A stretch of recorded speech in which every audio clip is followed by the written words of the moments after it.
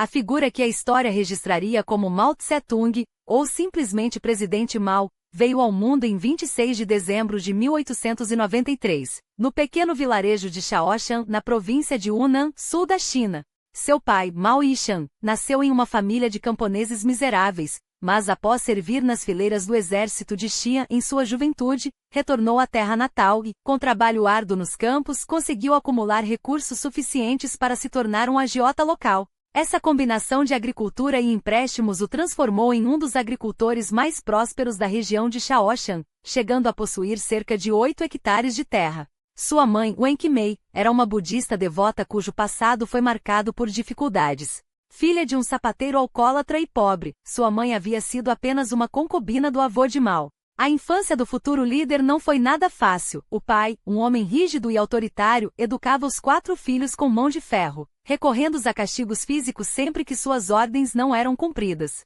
A mãe tentava amenizar a severidade do marido, mas com pouco sucesso. Ainda criança, Mao mostrou interesse pelo budismo da mãe, mas logo se desiludiu com a religião. Aos 8 anos foi enviado à escola primária local, onde recebeu uma educação tradicional, baseada nos ensinamentos confucianos e nos valores milenares do Oriente, mas já com algumas influências ocidentais que naquele início de século XX começavam a penetrar na China. Desde cedo o jovem Mao demonstrou fascínio por história e política. Aos 13 anos, seu pai arranjou seu casamento com Lu Yigu, uma jovem de 17 anos, filha de outro agricultor abastado da região. Porém o futuro revolucionário já dava mostras de seu espírito rebelde, recusou-se a aceitar a união arranjada, causando um escândalo na comunidade. O conflito com o pai foi tão intenso que Mao chegou a deixar a fazenda da família por um tempo, embora tenha voltado pouco depois. A China daquela época vivia um momento de profundas transformações. Assim como Coreia e Japão,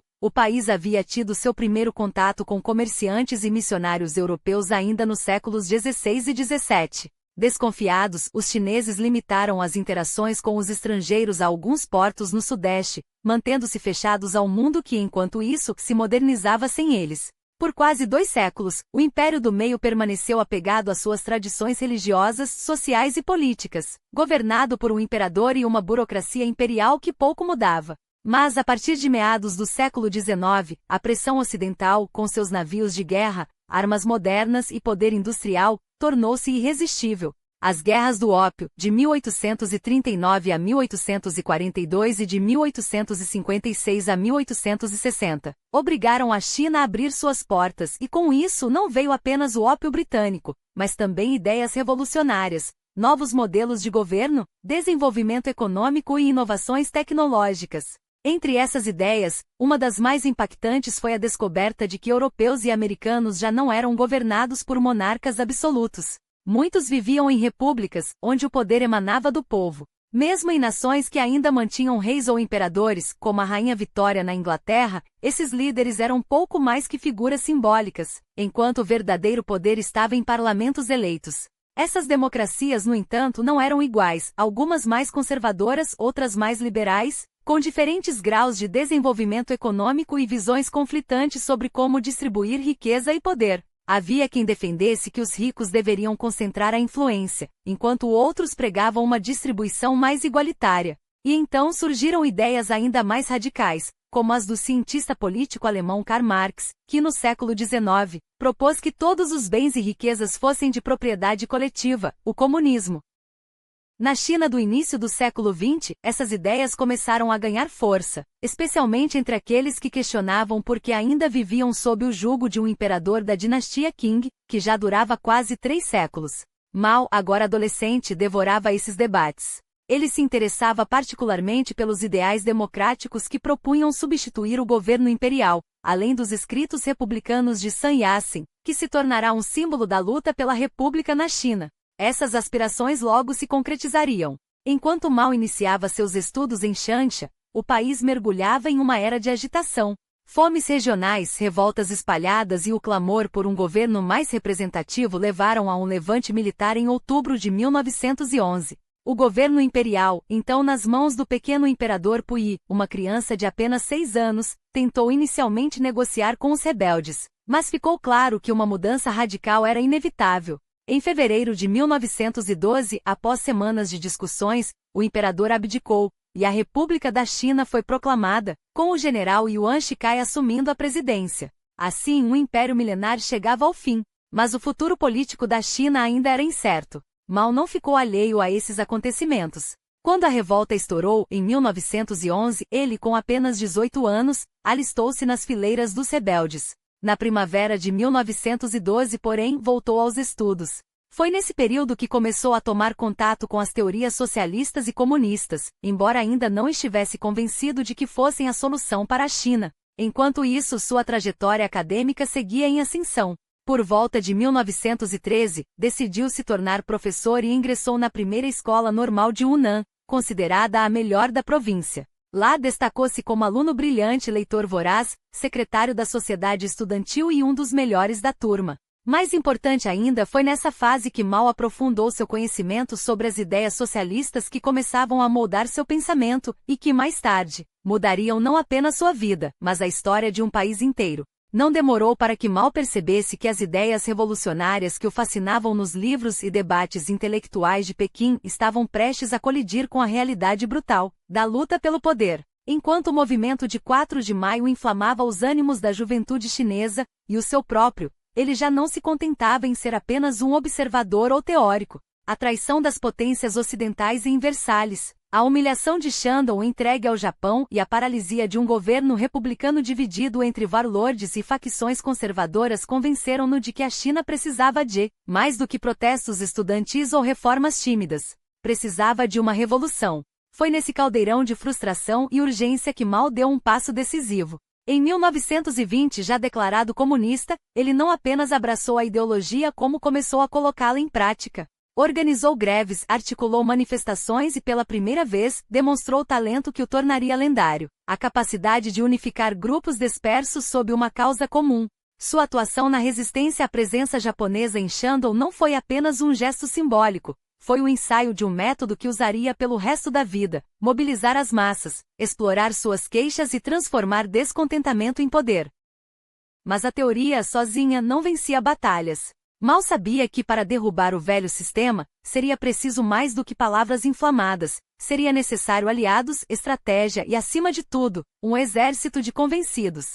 Por isso, quando o Partido Comunista Chinês foi formalmente fundado em julho de 1921, ele já estava um passo à frente. Enquanto muitos de seus companheiros ainda debatiam táticas em salões intelectuais, Mao entendia que a verdadeira força da revolução não estava nos círculos urbanos, mas no campo, entre os milhões de camponeses que, esmagados pela pobreza e pela opressão, aguardavam apenas um líder que lhes desse voz e direção. Foi com esse intuito que, nos anos seguintes, ele se dividiu entre duas frentes aparentemente contraditórias. De um lado, manteve-se fiel à aliança com o Kuomintang de Sun Yat-sen, reconhecendo que, sem o apoio dos nacionalistas, os comunistas não teriam força para desafiar os warlords e o governo de Pequim. De outro, trabalhou incansavelmente para infiltrar as ideias revolucionárias entre os trabalhadores rurais, convencido de que, quando chegasse a hora, seriam eles, e não os operários urbanos ou os intelectuais, quem sustentaria a revolução. Essa dupla estratégia o levou a Gwangju, bastião nacionalista no sul, onde atuou como organizador e propagandista, aprendendo as entranhas da máquina política enquanto observava de perto as contradições do movimento que ajudava a construir. Casou-se com Yang Kaihui, filha de um de seus antigos mentores, e consolidou laços que fortaleceriam sua posição dentro do partido. Mas por trás da fachada de colaborador leal, Mao já desenhava um plano próprio. Enquanto Chiang Kai-shek e os nacionalistas se preparavam para a Campanha do Norte, a ofensiva que unificaria a China sob sua bandeira, ele via com clareza o que muitos ignoravam: aquela união era frágil, e o dia em que os antigos aliados se voltariam uns contra os outros estava próximo. Quando esse dia chegou, em 1927, a repressão foi implacável. Chiang Kai-shek, agora no comando do Kuomintang, lançou uma purga sangrenta contra os comunistas. Milhares foram executados, o partido foi dizimado nas cidades, e a revolução que parecia iminente foi jogada na clandestinidade. Para muitos foi o fim. Para Mao foi o início de algo muito maior. Diante da derrota aparente, enquanto seus companheiros se dispersavam ou desistiam, ele fez o que sempre fizera: analisou o terreno, reavaliou as táticas e encontrou uma brecha onde outros viam apenas um beco sem saída. Se as cidades estavam perdidas, se os nacionalistas dominavam os centros de poder, então a revolução teria que nascer onde ninguém mais olhava, nas montanhas, entre os camponeses, longe dos holofotes da história. E foi exatamente para lá que ele se voltou. A resposta de Mao à traição de Xi'an não foi o desespero, mas a reinvenção. E essa escolha, feita em meio ao caos de 1927, mudaria não apenas seu destino, mas o da China inteira. O recuo não foi uma fuga, mas uma estratégia. Quando Mao se retirou com centenas de seguidores para as selvas inóspitas das montanhas Jing'an, na fronteira de Hunan, não estava abandonando a luta, estava redefinindo o campo de batalha. Ali, entre picos escarpados e vilarejos esquecidos, nasceria uma nova forma de guerra, a tática de guerrilha, onde a fraqueza aparente se transformaria em arma letal. O Partido Comunista, com o apoio velado da Rússia, passou a minar o domínio nacionalista, não mais esperando por uma revolta urbana que nunca vinha, mas forjando, no silêncio das montanhas, um poder que cresceria como fogo em palha seca. Esses foram anos de ferro. Em 1930, os nacionalistas decapitaram sua esposa e sua irmã, um golpe brutal, mas que não quebrou sua determinação. Na solidão da luta armada, Mao encontrou He Zizhen, que se tornaria sua terceira esposa após a morte de Yang Kaihui. Mas mais do que consolo pessoal, foi nesse período que ele traçou um plano audacioso. Se a revolução não viria das fábricas, viria dos campos. Se os operários urbanos não se levantavam, os camponeses o fariam. E assim, em fevereiro de 1930, Mao, já uma das figuras centrais do movimento comunista, proclamou o governo soviético provincial de Jiangxi, um território vermelho no coração de uma China dominada pelos nacionalistas. Por alguns anos, aquele pedaço de terra foi um laboratório de revolução. Sob sua liderança como presidente, Jiangxi se tornou a base onde o Exército Vermelho, agora sob o comando geral de Zhu Ji, se reorganizou e expandiu. Chiang Kai-shek tentou esmagá-los em sucessivas campanhas de cerco, mas as montanhas e a determinação dos guerrilheiros frustravam seus planos. Até que, em 1931, um novo inimigo surgiu no horizonte. O Império Japonês invadiu a Manchúria, estabelecendo o estado fantoche de Manchukuo. A atenção de Xi'an se dividiu, e Mao soube aproveitar, mas a trégua seria breve. Em 1933, os nacionalistas lançaram a quinta campanha de cerco, um cerco massivo que até o verão de 1934 deixou claro, ou os comunistas se rendiam ou morriam lutando. Mao escolheu a terceira opção, romper o cerco e reescrever a história. Em outubro daquele ano, 86 mil soldados, 15 mil civis e 35 mulheres, entre elas algumas das mais leais revolucionárias, quebraram as linhas nacionalistas e iniciaram uma marcha que entraria para a lenda. 6.000 milhas, 36 meses, 24 rios, 18 cordilheiras. Carregando armas, munição e a própria esperança nas costas, a coluna esticava-se por até 80 quilômetros, um rio humano cortando a China de sul a norte. Fome, bombardeios, emboscadas diárias. Apenas 4.000 chegariam ao fim. Mas aqueles que sobreviveram não eram mais um exército em retirada. Eram os fundadores de um mito. A longa marcha não foi apenas uma fuga épica, foi o batismo de Mao como líder indiscutível dos comunistas chineses. E quando os sobreviventes pararam aos pés da Grande Muralha, não era o fim de uma jornada, mas o início de uma nova era. Porque a China, enquanto isso, ardia em outro fogo. Os japoneses, após engolir a Manchúria, agora miravam o resto do país. Chiang Kai-shek, pressionado por seus próprios generais e pela realidade brutal, viu-se obrigado a fazer o impensável: unir-se aos comunistas contra o inimigo comum. Moscou, sempre atenta, empurrou Mao para o acordo. E assim, em 1937, após o massacre de Nanquim, onde dezenas de milhares de chineses foram assassinados pelas tropas japonesas, a Segunda Frente Unida foi selada. A Guerra Civil deu lugar à Guerra de Resistência contra o Japão, e a China tornou-se um dos palcos decisivos da Segunda Guerra Mundial. Mao, agora casado com Jiang Qing, sua quarta e última esposa, uma atriz que se tornaria uma das figuras mais polêmicas de seu regime, consolidava seu poder enquanto o Exército Vermelho crescia como nunca. De 50.000 homens em 1937, saltou para quase 500 mil em 1940, alimentado pelo desespero e pela fúria de um povo esmagado pela ocupação japonesa. A campanha dos 100 regimentos em agosto de 1940 foi o grito de guerra dessa nova força. 400.000 soldados vermelhos atacando simultaneamente 5 províncias, ceifando 20.000 japoneses e desestabilizando suas linhas de suprimento. Os reveses viriam. 1941 e 1942 trouxeram a queda de Singapura, das Filipinas, da Birmânia. Mas para Mao, cada derrota japonesa era uma vitória comunista. Porque enquanto Chiang e seus nacionalistas recuavam para o interior, os comunistas se entranhavam no coração do povo. E quando a poeira da guerra baixasse, não seria mais uma questão de se eles tomariam o poder, mas quando. O ataque surpresa a Pearl Harbor, em dezembro de 1941, não foi apenas um golpe contra os Estados Unidos, foi o sinal de que o Japão havia mergulhado de cabeça em uma guerra que no longo prazo selaria seu destino. As conquistas iniciais, a queda das Filipinas, da Malásia, das Índias Orientais holandesas, pintaram um mapa da Ásia sob a bandeira do sol nascente. Mas cada vitória japonesa era, na verdade, um prego no caixão do próprio império. Porque ao entrar na Segunda Guerra Mundial, Tóquio não apenas desafiou as potências ocidentais como também, sem querer, entregou aos comunistas chineses o maior trunfo que poderiam desejar, aliados poderosos. De repente, Chiang Kai-shek e Mao Zedong não estavam mais sozinhos.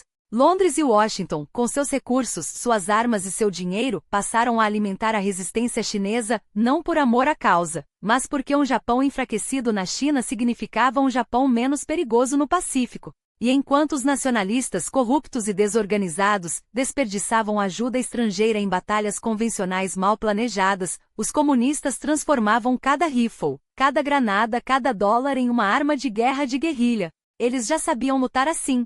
Afinal, haviam passado uma década esconde-se nas montanhas, atacando os nacionalistas em emboscadas relâmpago. Agora aplicavam a mesma tática contra os japoneses, e com resultados ainda mais devastadores. Cada vitória comunista não era apenas um golpe no inimigo estrangeiro, mas um chamado aos camponeses chineses. O Exército Vermelho vence, sussurravam os boatos pelos vilarejos. Eles não fogem, eles lutam. Enquanto isso, o Kuomintang de Xi'an, com sua burocracia inchada e seus generais mais preocupados em enriquecer do que em combater, parecia cada vez mais um fantoche. Não apenas dos japoneses que haviam invadido a China em nome de uma Ásia para os asiáticos, mas dos próprios senhores da guerra que infestavam suas fileiras. Para milhões de chineses a escolha era clara: ou se juntavam aos comunistas que prometiam terra e justiça, ou continuavam sob o jugo de um governo que, na melhor das hipóteses, os ignorava e, na pior, os explorava. Mao soube aproveitar o momento. Em 1943, não apenas consolidou seu controle sobre o Partido Comunista, assumindo a chefia do Secretariado e do Politburo, como começou a moldar uma versão do comunismo que não seria uma cópia servil de Moscou. A China não seria um satélite da URSS. Seria algo novo, algo seu. E enquanto Stalin, do outro lado da fronteira, observava com desconfiança, Mao construía não apenas um exército, mas um mito. O de um líder que, diferente de Xi'an, não negociava com o inimigo, não recuava, não traía. A virada veio em 1943, quando a maré da guerra começou a mudar. Os japoneses, esmagados pela máquina de guerra americana no Pacífico, já não podiam sustentar sua ocupação na China com a mesma ferocidade. E quando a URSS, os Estados Unidos e a Grã-Bretanha esmagaram a Alemanha em 1945, ficou claro: o próximo alvo seria o Japão. A questão não era se Tóquio cairia, mas quando. E quando isso acontecesse, a China estaria livre, não para a paz, mas para uma guerra ainda mais sangrenta. Porque enquanto o mundo celebrava a rendição japonesa em agosto de 1945 na China, os canhões mal tinham tempo de esfriar. A trégua entre comunistas e nacionalistas, sempre frágil, desmoronou em questão de meses. E desta vez, Mao não estava mais na defensiva. A invasão soviética da Manchúria nos dias finais da guerra havia sido um presente envenenado de Stalin, um território rico e industrializado, entregue nas mãos dos comunistas. Xi'an, por outro lado, recebia as migalhas cidades arrasadas, um exército exausto e uma população que já não acreditava nele.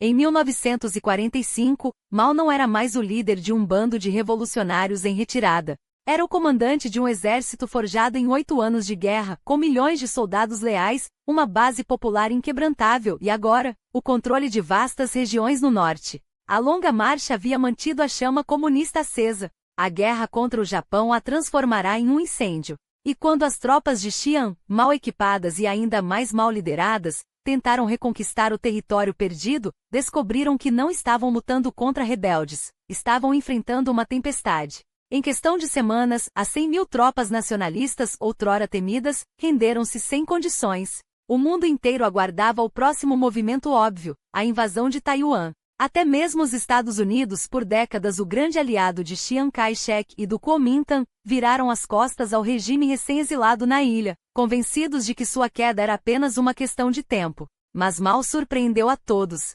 Apesar das crises que se seguiram, das ameaças e dos confrontos esporádicos, Taiwan permaneceu de pé, autônoma, desafiando as expectativas. Enquanto o Ocidente especulava, Mao partia para Moscou no rigoroso inverno de 1949 a 1950, não como um suplicante, mas como líder de uma nação que já se erguera das cinzas. Lá, garantiu não apenas um fluxo massivo de recursos soviéticos, financiamento, técnicos, conhecimentos, mas também um reconhecimento tácito de que a China, embora ainda sob a sombra de Stalin, não permaneceria para sempre na posição de aprendiz. A paciência, porém, seria uma virtude necessária. Os anos que se seguiram à vitória comunista não foram de descanso, mas de uma transformação radical, implacável. A máquina revolucionária de Mao foi posta em movimento com uma velocidade estonteante. Primeiro veio a reforma agrária, uma redistribuição de terras em escala épica, arrancando o poder dos latifundiários e entregando-o aos camponeses famintos por justiça. Não foi um processo pacífico. A violência graçou pelos campos e os antigos senhores de terra, símbolos de séculos de opressão, foram arrastados para a vingança das massas. Paralelamente, o flagelo do ópio, herança amarga do imperialismo britânico, foi atacado com mão de ferro. Milhões de viciados foram arrebatados de suas vidas e jogados em campos de reforma pelo trabalho ao lado de centenas de milhares de contra-revolucionários, muitos deles ex-membros do Kuomintang, agora marcados como inimigos do novo Estado. A purga foi sistemática, brutal e eficiente. Mas Mao não se contentaria com revoluções internas. Quando a Guerra da Coreia irrompeu em 1950, ele viu a oportunidade de projetar a China como uma potência global. Ao enviar milhões de soldados para combater ao lado do Norte comunista, não apenas garantiu um empate humilhante para os Estados Unidos, como cimentou a ruptura definitiva entre Pequim e Washington. O embargo comercial que se seguiu, e que duraria mais de 2 décadas, isolou a China economicamente, mas também a forçou a buscar autossuficiência com uma determinação ainda maior. Por trás dessa fúria transformadora, porém, havia um plano. Mao não era apenas um tirano sedento por poder, embora a história o lembrasse assim. Ele havia devorado Marx, Lenin e Stalin, mas também forjara sua própria visão do comunismo chinês. Nos anos 1950, essa visão tomou forma. A China precisava se libertar do jugo agrícola que a mantinha atolada no passado. Se a revolução havia vencido cercando as cidades a partir do campo, agora era a hora de inverter a lógica. As cidades com suas fábricas, seus portos, suas universidades, deveriam se tornar o motor do progresso, irradiando modernidade para as zonas rurais. Era a hora de construir, não apenas destruir. E assim, em 1953, nasceu o primeiro plano quinquenal. Inspirado nos modelos soviéticos, mas adaptado à realidade chinesa, o plano era uma declaração de guerra à pobreza secular. Com dinheiro e expertise russos, fábricas brotaram como cogumelos após a chuva. As terras foram coletivizadas, os rios domados por represas, estradas e ferrovias cortaram o país de ponta a ponta, unindo regiões que há séculos viviam isoladas. Os números falavam por si. Em apenas 5 anos, a produção industrial disparou 128%. O aço, símbolo do progresso, saltou de 1,35 milhão de toneladas para mais de 5 milhões. O carvão dobrou. A agricultura, embora ainda dominante, viu safras de grãos e algodão crescerem mais de 30%. O sucesso foi intoxicante. E aí residia o perigo.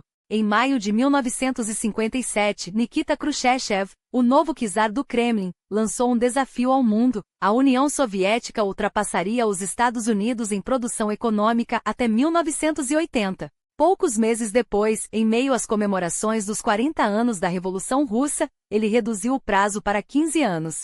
Mao, que já desconfiava do sucessor de Stalin, um homem que considerava fraco e imprevisível, não poderia ficar para trás. Se a URSS queria superar a América, a China superaria a Grã-Bretanha. Em 15 anos. Era uma promessa audaciosa, quase delirante. Mas para um homem que havia derrotado impérios com exércitos de camponeses, nada parecia impossível. Assim, em 1958, o segundo plano quinquenal foi lançado. Mas não seria apenas mais um plano. Seria o grande salto adiante, um projeto tão ambicioso que faria o mundo tremer. A obsessão de Mao era clara: grãos e aço.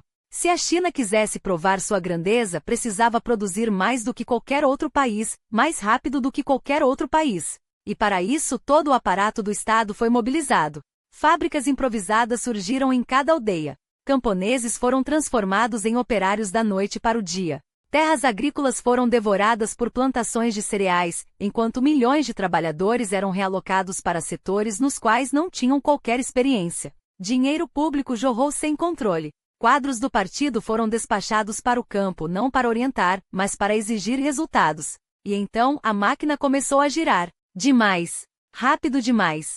Cidades inteiras foram lançadas em uma corrida descontrolada pela produção, mas muitas dessas iniciativas já nasciam condenadas. O Estado adotava métodos agrícolas experimentais em algumas regiões, enquanto em outras arrasava terras férteis, destinadas a culturas mais adequadas, para plantar cereais a qualquer custo. Operários sem treinamento eram jogados em siderúrgicas, manipulando maquinário que não sabiam operar. Foi um começo sinistro em 1958, e o que viria a seguir seria muito pior. A princípio, houve sinais enganosos de progresso. A produção de aço e ferro disparou nos primeiros meses do Grande Salto, chegando a um aumento de 30% a 40% em alguns relatos. Mas o mecanismo por trás desse crescimento era uma bomba relógio. Na ânsia de apresentar resultados, os quadros locais do partido recorreram a táticas brutais e miopes. Alguns esgotavam os trabalhadores nas fábricas, exigindo turnos ininterruptos. Outros, porém, foram além, espalharam pelo país o que ficaria conhecido como fornos de fundo de quintal, uma ideia que, ironicamente, o próprio Mao havia incentivado. Eram estruturas improvisadas, montadas em pátios de casas, onde sucata era derretida para produzir ferro-gusa de qualidade duvidosa. Mas o pior estava no que era jogado nessas fornalhas. Enxadas, arados e ferramentas agrícolas, essenciais para a colheita, foram sacrificadas em nome de estatísticas infladas. Os cadastros locais registravam tonéis de aço produzido, enquanto os campos ficavam desprovidos do mínimo necessário para plantar. O resultado? Uma escassez que se alastrou como praga. Entre 1958 e 1961, o efeito dominó foi devastador. Milhões de camponeses foram arrastados para as fábricas das cidades, deixando as lavouras abandonadas. Em um país onde a subsistência já era frágil, a produção de alimentos desabou. Para piorar, o partido insistia em técnicas de irrigação experimentais que, em vez de aumentar a produtividade, transformaram terras aráveis em pântanos improdutivos. Quando o outono de 1958 chegou, os primeiros sinais da catástrofe já eram inegáveis: faltava comida. E mesmo assim, o governo continuou exportando grãos, vendendo a ilusão de prosperidade ao mundo enquanto seu próprio povo começava a comer cascas de árvores. Até 1959, a queda na produção de cereais beirava os 20%. A fome não era mais uma sombra, era uma realidade que se espalhava. Há debate sobre quanto mal sabia daquilo que se desdobrava sob suas ordens.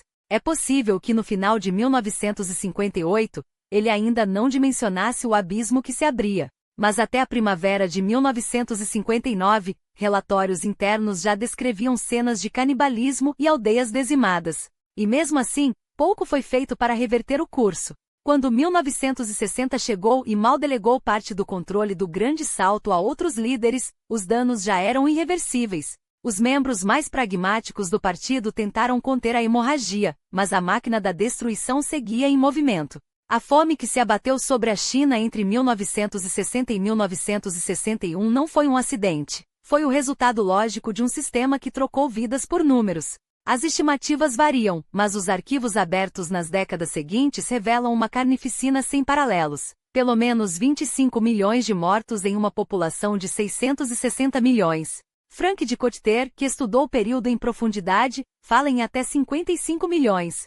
Outros historiadores situam o número entre 30 e 45 milhões. Foi, sem dúvida, a maior fome da história em termos absolutos. O segundo plano quinquenal, batizado de Grande Salto Adiante, terminou oficialmente em 1962, mas seu fracasso foi abafado além das fronteiras. As notícias que vazavam, vindas de Taiwan ou Hong Kong, eram descartadas como exageros políticos. Dentro da China, porém, o desastre havia minado a aura de infalibilidade de Mao. Em abril de 1959, ele perdeu a presidência da República, embora mantivesse o controle do partido e das Forças Armadas. Seu sucessor, Liu Shaoqi, não teve escrúpulos. Em janeiro de 1962, na chamada Conferência dos 7.000, denunciou publicamente os erros do Grande Salto. Era uma crítica velada a Mao, algo impensável anos antes. Ainda que enfraquecido, o grande timoneiro não estava derrotado. Agora, porém, teria que governar com mais cautela, dividindo o poder com figuras como Liu e Deng Xiaoping, os mesmos que nos anos seguintes trabalhariam para reconstruir a economia arrasada. Enquanto isso, a China se isolava cada vez mais. As tensões com a União Soviética, já latentes desde que Khrushchev assumirá o poder, explodiram nos anos 1960. Mao via com desdém a condenação do stalinismo e a aproximação de Moscou com os Estados Unidos, especialmente após a crise dos mísseis de Cuba. Para ele, Khrushchev era um revisionista, um traidor da revolução. A ruptura se tornou pública em 1961, quando Mao acusou os soviéticos de abandonarem o marxismo-leninismo. A desconfiança era mútua. Khrushchev, por sua vez, temia a belicosidade de Mao, cujo cinismo chegava a assustar. Em uma ocasião, o líder chinês declarou que, mesmo que 300 milhões de chineses morressem em uma guerra nuclear, os 300 milhões restantes garantiriam a vitória. Não surpreende, então, que a URSS tenha ficado alarmada quando, em 1964, a China detonou sua primeira bomba atômica. Mas para Mao, aquele era apenas mais um passo em sua visão de uma revolução permanente, uma visão que, como Grande Salto, já havia cobrado um preço demasiado alto. A ruptura sino-soviética estava consumada. Enquanto os bastidores políticos de Mao, o homem que orquestrou esse rombo com Moscou e os desastres do Grande Salto adiante, são relativamente conhecidos, sua vida privada permanece envolta em mistério. Seu quarto casamento, com Jiang Qing em 1938, durou até sua morte, mas isso não o impediu de manter uma série de casos extraconjugais, incluindo o mais escandaloso, o relacionamento com sua secretária particular, Zhang Yufeng, então com pouco mais de 20 anos. Pai de pelo menos 10 filhos, muitos nascidos ainda na década de 1920, Mao teve contato com eles, abandonados durante os anos turbulentos da Guerra Civil, quando a sobrevivência do partido exigia sacrifícios até mesmo dos laços familiares. Em sua intimidade, o líder dedicava-se à escrita, produzindo uma quantidade impressionante de textos políticos e poemas, enquanto sua leitura oscilava entre a literatura tradicional chinesa e as obras revolucionárias. Ao contrário de Stalin, cuja paranoia degenerava em sadismo puro, Mao não era um louco descontrolado. Sua violência era calculada e instrumental, um meio para fins políticos, não para vinganças pessoais. Ainda assim, o que realmente movia suas decisões mais obscuras, além da obsessão pelo poder, segue oculto atrás da cortina de fumaça de uma imagem pública meticulosamente construída. Foi nesse contexto de isolamento internacional e de um regime ainda se recuperando das cicatrizes do Grande Salto que Mao lançou, em 1966, o que ficaria conhecido como a Revolução Cultural, ou, em sua denominação completa e reveladora, a Grande Revolução Cultural Proletária. O objetivo declarado: purificar a sociedade chinesa, erradicar os últimos resquícios do velho mundo, o tradicionalismo, o capitalismo latente, a burocracia burguesa que, segundo ele, havia se infiltrado no próprio Partido Comunista. Mao acusava os revisionistas como soviéticos, agora seus inimigos declarados, e uma elite partidária corrompida de estarem desviando a China do caminho revolucionário. Para combater isso, convocou as novas gerações, aqueles que não conheciam a China pré-comunista, a bombardear o quartel-general, a destruir qualquer vestígio de pensamentos, costumes ou estruturas que pudessem ameaçar a pureza do socialismo. Mas quais eram, de fato, as motivações de Mao? Historiadores ainda debatem. Alguns argumentam que ele acreditava piamente na degeneração do partido após quase 2 décadas no poder, convencido de que apenas um abalo sísmico poderia evitar a estagnação burocrática. Outros, mais céticos, enxergam na Revolução Cultural uma manobra cínica para reconquistar o controle absoluto sobre o partido e o Estado. Afinal, após o fiasco do Grande Salto, as críticas a seu governo haviam se multiplicado, e facções rivais ganhavam força. A purificação era, acima de tudo, uma purga, um mecanismo para eliminar adversários, silenciar dissidentes e reafirmar sua autoridade por meio do terror organizado. O estupim foi acionado em maio de 1966. Mao incitou estudantes e jovens a limpar as fileiras do partido. Em semanas, o caos se instalou. Turmas de alunos atacavam professores, intelectuais e funcionários públicos, acusados de burguesia ou revisionismo. A violência variava do simbólico, como raspar a cabeça de mestres humilhados, ao mortal, assassinatos, suicídios forçados, linchamentos. Jornais oficiais alimentavam a histeria, clamando pela erradicação dos monstros e demônios do passado. Até a roupa de alguém poderia ser uma sentença. Vestir-se demasiado ocidental era motivo para espancamento.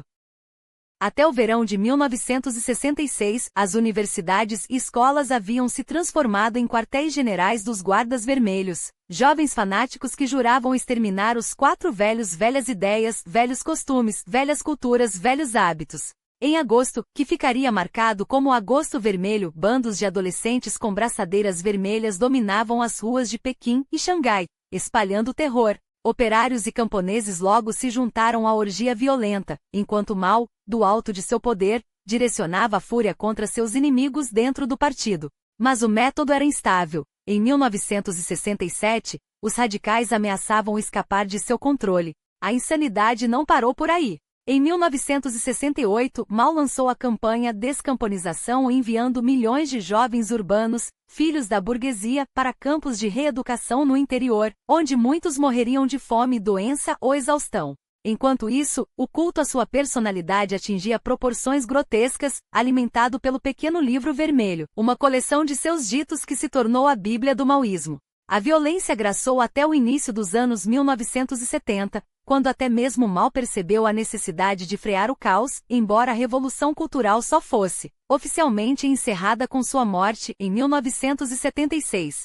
Assim como o Grande Salto, calcular o custo humano desse delírio é quase impossível. Estimativas variam entre 500 mil e 2 milhões de mortos, vítimas dos guardas vermelhos, de execuções sumárias ou das purgas ordenadas pelo próprio partido. Mas os números não captam o veneno mais duradouro.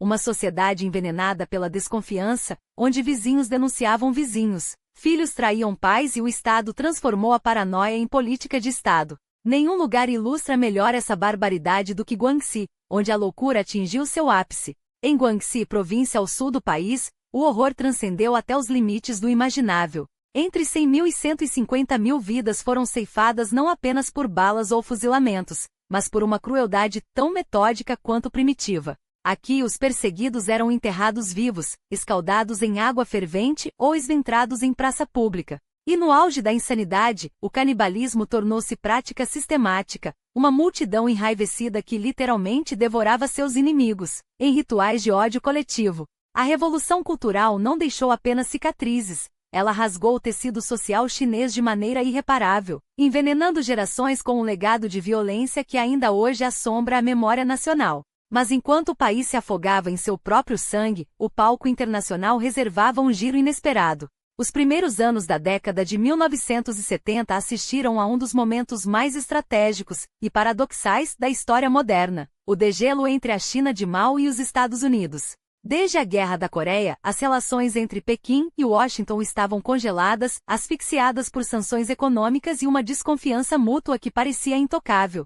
Porém, 2 décadas de isolamento haviam ensinado a ambos os lados uma lição amarga. Até os piores inimigos podem se tornar aliados quando os interesses assim o exigem. Foi Richard Nixon, o mesmo político que construiu sua carreira sobre o anticomunismo ferrenho, quem ousou dar o primeiro passo. Durante a campanha presidencial de 1968, ele sutilmente sinalizou a possibilidade de uma abertura à China. 3 anos depois, já na Casa Branca, transformou a retórica em ação. Em julho de 1971, seu conselheiro de Segurança Nacional, Henry Kissinger, embarcou em uma missão secreta a Pequim, pavimentando o caminho para o que viria a ser um dos encontros mais simbólicos do século XX. Em fevereiro de 1972, Nixon pisou em solo chinês, o primeiro líder americano a fazê-lo desde a Segunda Guerra Mundial, e, em um gesto que ecoaria pela eternidade, apertou a mão de Mao Zedong.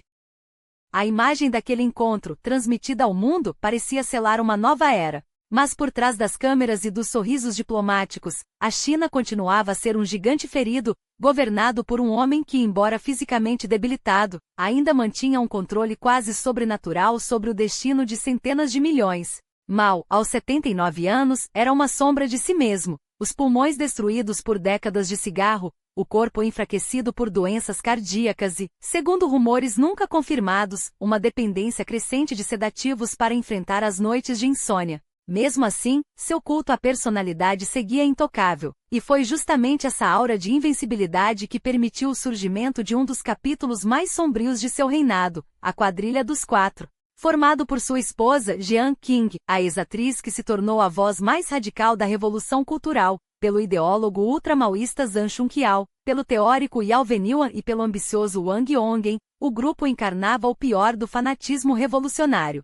Enquanto Zhang e Yao incitavam purgas contra elementos burgueses com uma retórica inflamada, Wang, mais jovem e pragmático, ascendera das fileiras do partido em Xangai para se tornar um dos homens mais poderosos da China. Juntos, eles não apenas alimentaram os excessos mais brutais entre 1966 e 1971, como mantiveram sua influência mesmo após o pior da tempestade passar. Mao, cada vez mais doente e isolado, tolerava, ou talvez até incentivasse, sua atuação, enquanto uma guerra silenciosa se desenrolava nos bastidores do poder. Porque a China de 1972 não era mais um bloco monolítico. Nos corredores de Pequim, duas forças se digladiavam pelo futuro do país. De um lado, os radicais da Quadrilha dos Quatro, apegados ao dogma maoísta e determinados a perpetuar o caos como método de governo.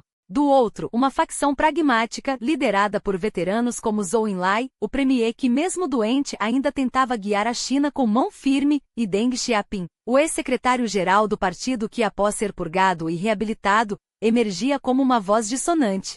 Esses homens, forjados nas batalhas contra japoneses e nacionalistas nas décadas de 1930 e 1940, haviam visto seus camaradas serem humilhados e executados durante a Revolução Cultural. Agora buscavam não apenas sobreviver, mas reconstruir um país que Mao havia levado à beira do abismo. A tensão era palpável. Mao, ciente do jogo de poder que ele mesmo havia criado, oscilava entre apoiar os radicais e ceder às pressões dos moderados.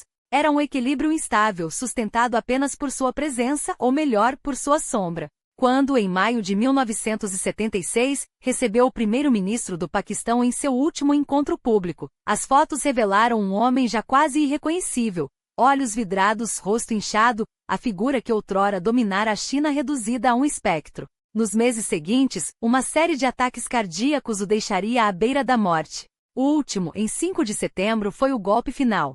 4 dias depois, o grande timoneiro expirava, levando consigo uma era, e deixando para trás um vácuo que ameaçava engolir o país. O luto oficial durou uma semana. Entre 11 e 18 de setembro de 1976, 1 milhão de chineses desfilaram diante de seu corpo, embalsamado e exposto em um mausoléu erguido às pressas no coração de Pequim, a Praça da Paz Celestial. O local não poderia ser mais simbólico. Ali onde outrora ficava a Porta da China, o antigo portal sul da Cidade Proibida, demolido em 1954, agora repousava o homem que, para muitos, havia enterrado a China imperial e dado à luz uma nova nação. Mas a ironia era cruel. Mao morria no momento em que sua própria geração, aquela que sonhara com a revolução nas ruas em 1919, se apagava da história.